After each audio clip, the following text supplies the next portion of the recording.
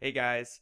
So, in this video, I'm going to be mainly showing footage of Old Faithful and its increased hydrothermal activity. Because, to be honest, guys, the past year or so, the hydrothermal activity at Yellowstone has increased by a staggering amount.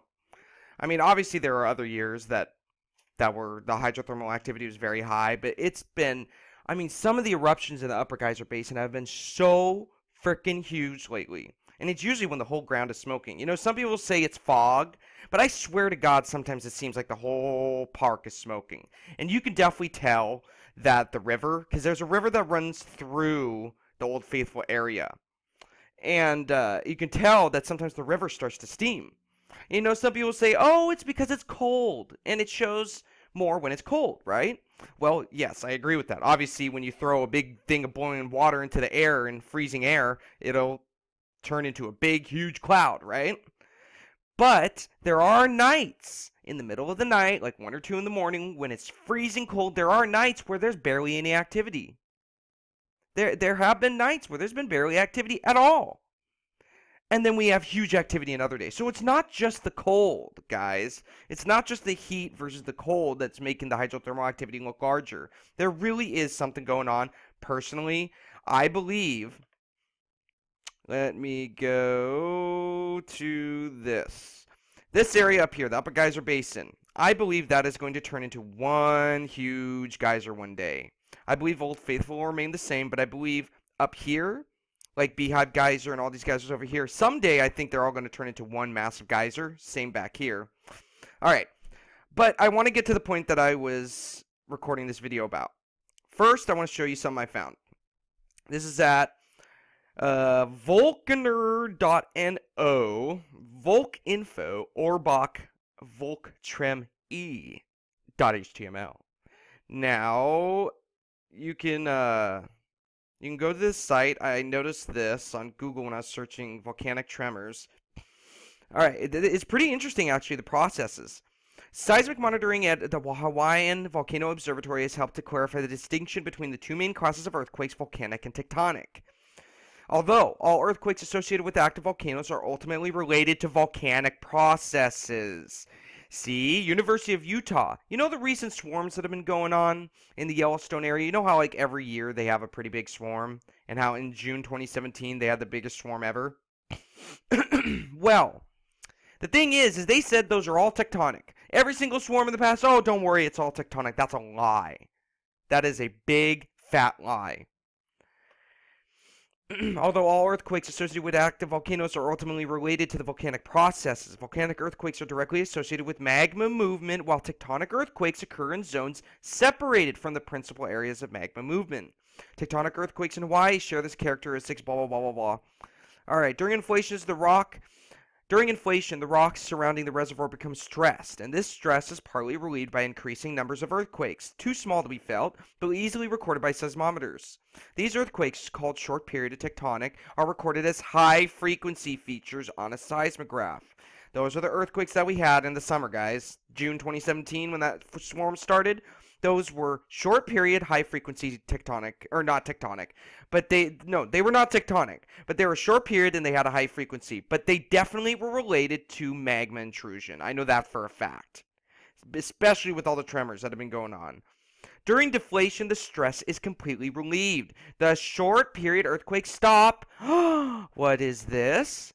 But their place is taken by low-frequency earthquakes, called long period or volcanic, which reflect adjustments related to the exit of magma from the summit reservoir to feed the eruption.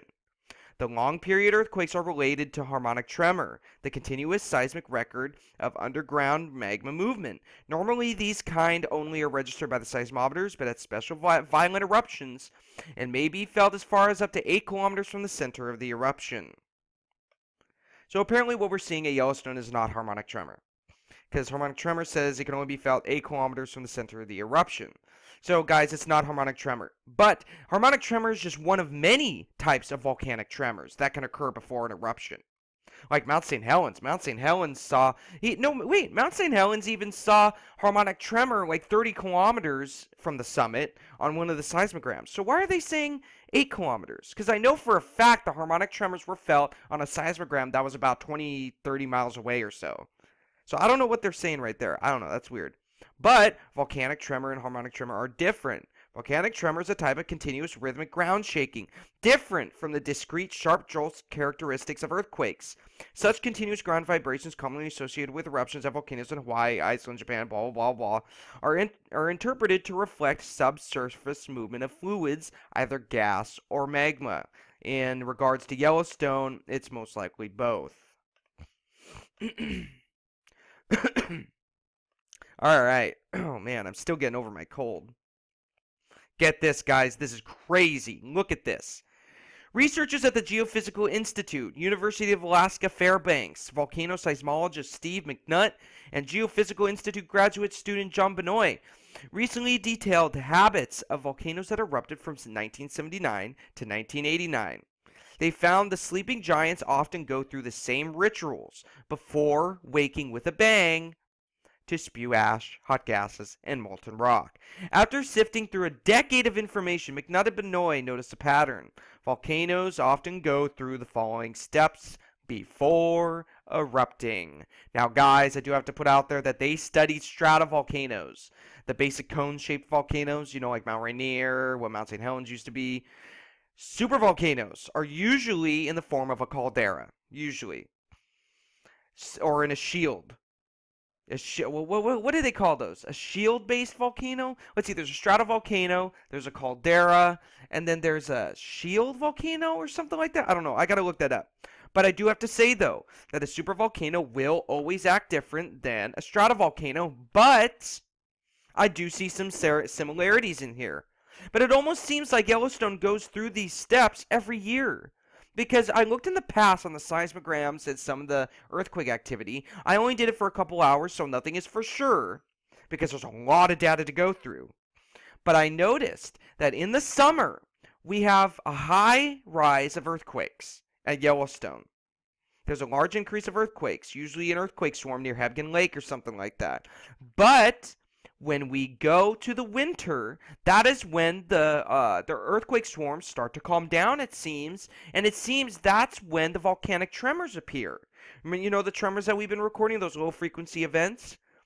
Those low frequency events, they have happened in the summer, but almost the majority of the time that I saw, when I looked it up, the majority of the time they only occurred in the winter, from about October to about February, and that's it.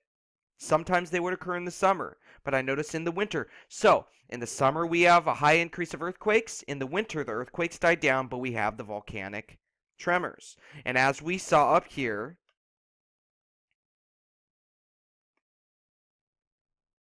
the short period earthquakes stop. So think of Yellowstone, remember, in the summer and the winter. Summer earthquakes, winter tremors. During deflation, the stress is completely relieved. The short period earthquakes stop, but their place is taken by low frequency earthquakes called long period or volcanic, which reflect adjustments related to the exit of magma from the summit reservoir to feed the eruption. Okay, guys, so during the summer, for some reason, guys, this is not for sure. This is not for sure because I only spent about, you know, maybe like 3 or 4 hours sifting through all the seismograms. So nothing is for sure, but it seems that during the summer we have earthquakes and during the winter we have tremors. So it seems like it's constantly going through this cycle, constantly. Okay, so these are the steps that he saw that volcanoes usually always go through. Alright, step number 1, high frequency earthquakes during which the ground shakes very fast, kind of like the kind that we got in June 2017 in that massive swarm. Increase within a volcano during the earliest stages of activity. This swarm of earthquakes is caused as molten rock, also known as magma, forces itself upward. Step 2. As the volcano progresses toward eruptions, different kinds of earthquakes shake the volcano. These low-frequency earthquakes, that's odd. Maybe they are earthquakes what we're seeing? I don't know. They're more like a tremor, I swear. Which vibrates slower than the first type. Yep, that's what we see. And happens when molten rock invades spaces between rocks and forms magma-filled cavities. Oh, so the low-frequency events that we are seeing, it is possible that that could be horizontal magma intrusion. Interesting.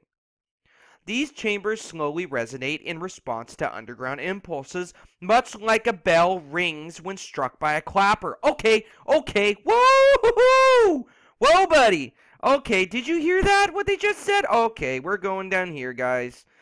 We are going down here, and we're going to do this. All right, let's go to the last strong tremor that we saw, which was, what was it, the 27th? Yes, 27th, I believe. Yes, it was. Okay, so let's go back. Okay, these chambers slowly resonate in response to underground impulses from the magma, much like a bell rings when struck by a clapper. Okay, look at that. Yeah, that's just like a bell being struck by a clapper. Look at that. Oh my god. No way. Okay, this is the first time that I actually correlated this, so I'm a little shocked right now. Let's go to the 27th in Rapid City. Yeah, looks like, wow. Look at that. You see the jagged up and down movements? Up and down, up and down. But notice how it increases and then decreases. Increases and decreases. Increases. It's not fully random. There's definitely a rhythm here, but it definitely looks like a bell is being struck by a clapper. That's very interesting. Wow. Okay. All right, step number 3. The number of earthquakes often decreases after seismometers scratch out the slew of low-frequency earthquakes, but seismologists do not relax. Volcanoes typically quiet down before they erupt. Now remember, with Yellowstone is so much larger, so it is possible that it would take longer for these things to occur. So, Yellowstone will quiet down right before it erupts. That's usually how most volcanoes go. Even probably supervolcanoes, but no one can know for sure because no human being has ever witnessed a supervolcanic eruption the size of Yellowstone. Step number 4. After a volcano seems to snooze, the buildup of gases and the reaction of hot magma with cold groundwater often cause volcanic tremor. Slight earthquakes that signal an eruption can happen at any time. Step number 5. The pattern completes itself when the magma spews forth from a volcano explosively, and gases and ashes are belched from the vent. Wow. Wow, guys. Okay. The number of earthquakes often decreases after seismometers scratch out the slew. Okay, so it seems like we're on step 2, maybe? But then again, the volcanic tremors, it seems like we're getting those too.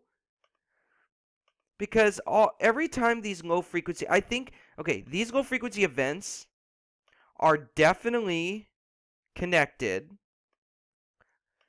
to these large, long period events right here. But they are connected, but I believe they are separate events because there have been times when these low frequency events would happen, but the long period graph would remain small. It wouldn't show much.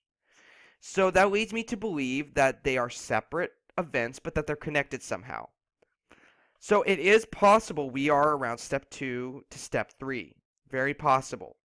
But it seems like Yellowstone goes through this this process every year. During the summer, we have these. And maybe during the winter, we have these. God knows what. But remember, supervolcanoes act totally different. No one can know anything for sure. But, okay, let's go to this. Another sign of a possible eruption in Yellowstone is increased hydrothermal activity, and boy, the past year has been rocking. Oh my god, it has been so crazy. Okay, check this out. Do you see right here where these trees are? You see that? You see how you can see the trees, right? It looks a little dim because there might be smoke. Let's go forward. You see how the trees are gone? But it's behind this little hump. This is Split Cone Geyser right here. Behind this geyser is the walkway and those trees. There should be no geysers over here. Do you see that coming up at the ground right there? There are supposed to be 0. I'm saying again, 0 geysers.